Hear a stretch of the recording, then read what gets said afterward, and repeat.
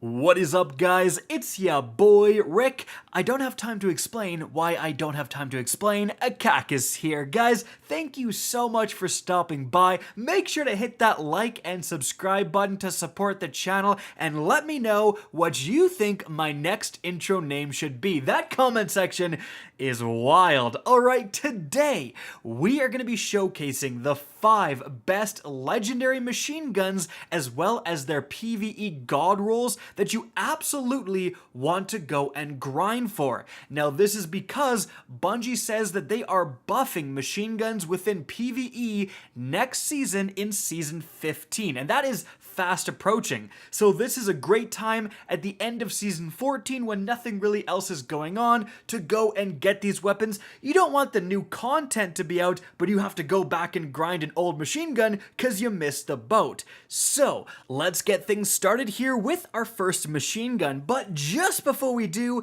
if you ever feel exhausted after grinding non-stop Grandmasters trying to get the palindrome, you need that energy and that focus that comes from Advanced GG, the best and only clinically proven gaming supplement out there. Guys, there's a sale going on right now. If you use code KHD25, you get 25% off. Check out my and so many other amazing Destiny content creators' flavors. Definitely get on it. Only a couple of days left before the sale is over. Link in description. Alright, so machine gun number 5. That's actually going to go to the Shattered Cipher. Now, admittedly, this is actually kind of taking the place of the corrective measure from Vault of Glass, and I think machine gun to machine gun, the corrective measure is arguably better, and I would also recommend grinding that. But the reason the Shattered Cipher is here is because I wanted to make sure to include all of the different damage archetypes, and I think the Shattered Cipher is by far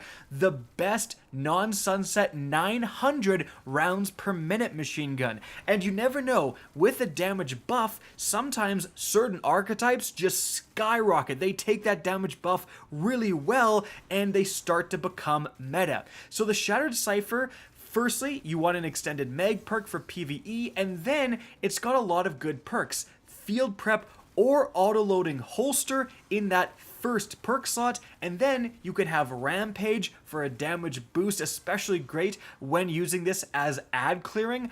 Or you can also get Surrounded, and Surrounded might end up being a little bit more versatile.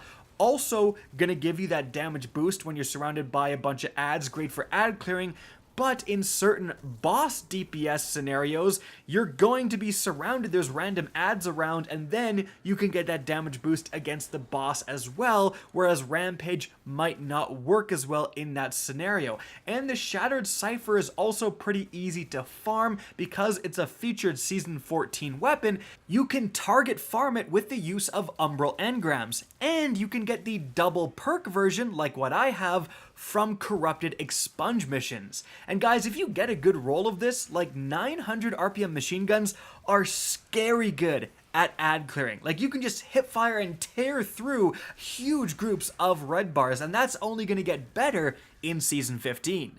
But it's time to move on from there to our number 4 choice, and this actually goes, this was kind of surprising to me when looking up all the non-sunset machine guns, to the Fine Memorial, the Moon machine gun. So this is an adaptive frame 450 RPM archetype, and guys, just like the Cipher, this is very easy to target farm. It was actually added halfway through the season with the other reissued moon weapons, so you can go to the Lectern of Enchantment and just buy the essence to get a Fine Memorial again and again and again until you get the God Roll. And this thing, like, moon weapons are memed on for having bad perks, but this thing has some fire God Rolls. So you can get an extended mag perk, and then in that first perk slot, you can get auto-loading holster, right, to reload as it's stowed away, or field prep for way more ammo, which is great with machine guns, especially if you're using them for ad clearing.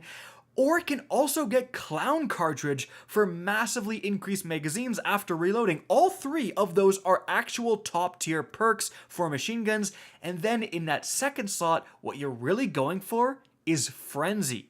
Now this can actually also get one for all, which is going to provide a huge damage boost when you kill or when you hit 3 different enemies, and that's actually going to be better, I think, for ad clearing, but I think the best overall perk is actually Frenzy. So Frenzy is going to trigger after being in combat and provide a 15% damage boost. So that is going to be great and very easy to trigger when you're ad clearing, especially with a machine gun with a massive magazine. Like, you're going to be in combat for a while, really synergizes with Frenzy. But Frenzy can also trigger in a boss damage phase. So if machine guns get a big damage buff and suddenly they're used against bosses, against champions, stuff like that, you want Frenzy, because there's going to be a lot of scenarios where you just can't trigger stuff like Rampage or One for All, but Frenzy will trigger. And the crazy part, Frenzy triggers even if the gun is stowed away. So specifically the role I have of auto-loading plus Frenzy, that's really synergistic. So I can use a sniper rifle, right, and start that process of being in combat, DPSing a boss, switch to my machine gun, and when I switch to it, Frenzy is already triggered, and I get that damage boost for the entire magazine. Then I swap back to another weapon. When I switch back to my machine gun, it's fully reloaded, and Frenzy is still active. That is definitely a saucy role that I think could get very, very good in Season 15, and frankly, it's kind of good right now. Again, these moon weapons are memed on, but if you look a little closer and you go with some, currently off-meta choices that are getting buffed in the future, there are some great options. But it is time to move on from there to our number 3 slot, and that goes to the Commemoration from the Deepstone Crypt raid. Guys, this thing has been waiting to be good, and holy crap, does it have some potential. So again, it's an adaptive frame 450, and it can get the unique Deepstone Crypt specific raid perk, Reconstruction. This weapon slowly reloads itself over time up to double capacity, and frankly, Reconstruction, like the new Vault of Glass weapons, they've got that rewind rounds, and that's a powerful perk. Reconstruction makes that perk look, B tier compared to it, because holy crap, if you get a magazine increasing perk, if you get extended mag and you put on a backup mag mod with Reconstruction, you will get 150 rounds in the magazine. What the heck? I'm not even using it, I'm using a boss spec, but with extended mag, I'm able to go up into the 140s of rounds with Reconstruction. So talk about an extended mag perk, like holy crap, doubling your magazine size just by having it stowed away. It's just naturally going to increase over time. That is a lot more powerful than something that requires you to jump through hoops in order to get this increase to magazine size. Not to mention, not only are you using it for the increase to magazine size, but it's basically an auto-loading holster as well. You can be using your other weapons, and when you whip out your machine gun, it's going to be reloaded.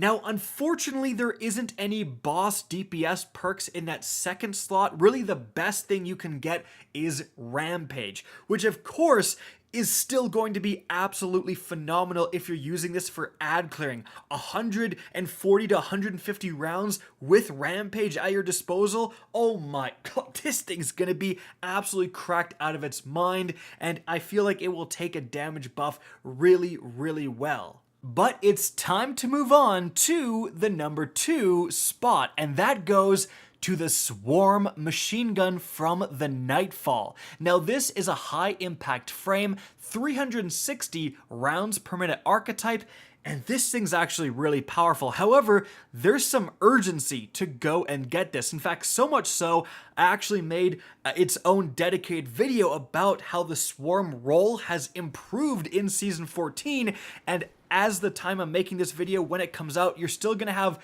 2 days left to go and beat the disgraced Nightfall to get this thing. Otherwise, you're gonna have to wait to Season 15. So why is the Swarm so good? Why am I so high on it? Well, when it first came out in Season 13, the best role was Surplus to increase the reload speed plus Vorpal. However, in Season 14, they actually upgraded, they buffed Bottomless Grief. So now Bottomless spawns on every single roll, and it provides a static plus 30 increase to your magazine size. So as you can see right here, if you do get the extended mag plus Bottomless roll, you get 74 rounds in a magazine. The literal cap is 75. That is insane, and that is all just a static bonus. Even with reconstruction that we just saw, you do have to wait for that magazine size increase to come. With rewind rounds, you have to land a bunch of precision shots. With clown cartridge, it's only after you reload, and it varies. This is just all the time. Every single time you whip out this gun, every single time you reload it, you get an incredibly large magazine size. Now that, combined with the fact that it can get Vorpal for increased damage against bosses, elites, champions, mini bosses, that's insane. And if you can get the Adept version, that is the tippy top of the pyramid, because that means you can put on Adept Big One spec, which is major spec and boss spec combined into one. So that means every single enemy with a yellow bar you shoot, you're doing around 8% more damage to that guy. That is nothing to scoff at, right? Otherwise, you'd have to choose between, do you want to do more damage against, like, champions and other major enemies, or do you want to do more damage against the boss? Well, you want to do more damage against both. This is your heavy weapon. Obviously, I want it to be able to DPS the boss and every other, powerful enemy I see. So being able to use that mod is really, really good. And if next season we get like machine gun anti-barrier rounds, the Swarm Adept might be the go-to choice. Honestly, it's that good, and it is available for a very, very limited time. However, with all of that being said, I think there's actually something better. In our number one slot, we have the 7th Seraph SAW.